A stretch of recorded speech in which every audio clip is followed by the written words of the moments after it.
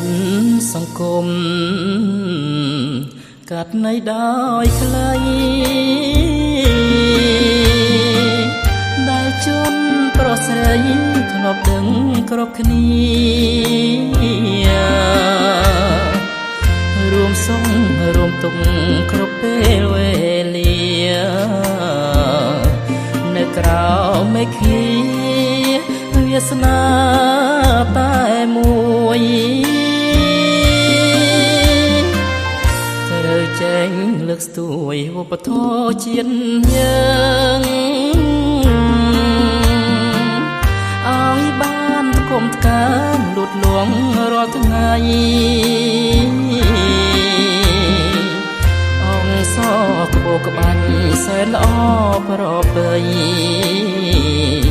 នេះជាស្នាដៃរបស់ដូនតា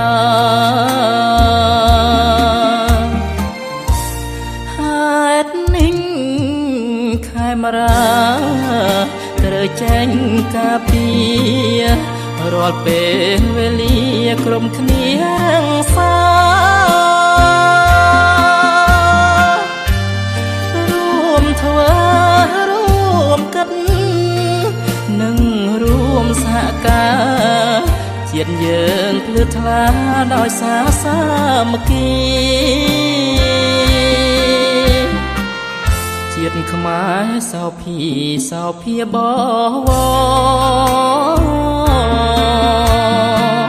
គេឈ្មោះដ៏ល្អពួយពងថ្លៃថ្លាខ្មែរសាងអង្គរស្នាដៃអង្គចាទុំជូនខេមរាតដល់សំថ្ងៃ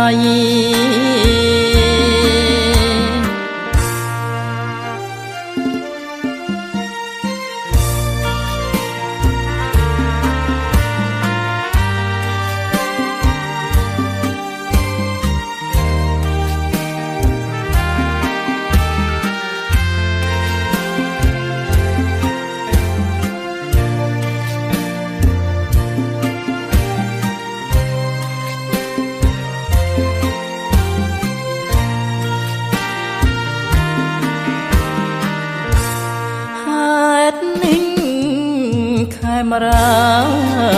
ត្រូវចេញការពាររាល់ពេលវេលាក្រុមគ្នារក្សារួមធ្វើរួមគិតនិងរួមសហការជាតិយើងភ្លឺថ្លា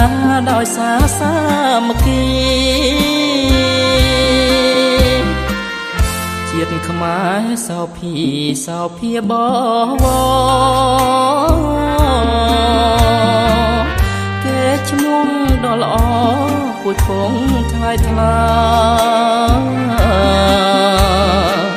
ខ្មែរសាងអង្គរ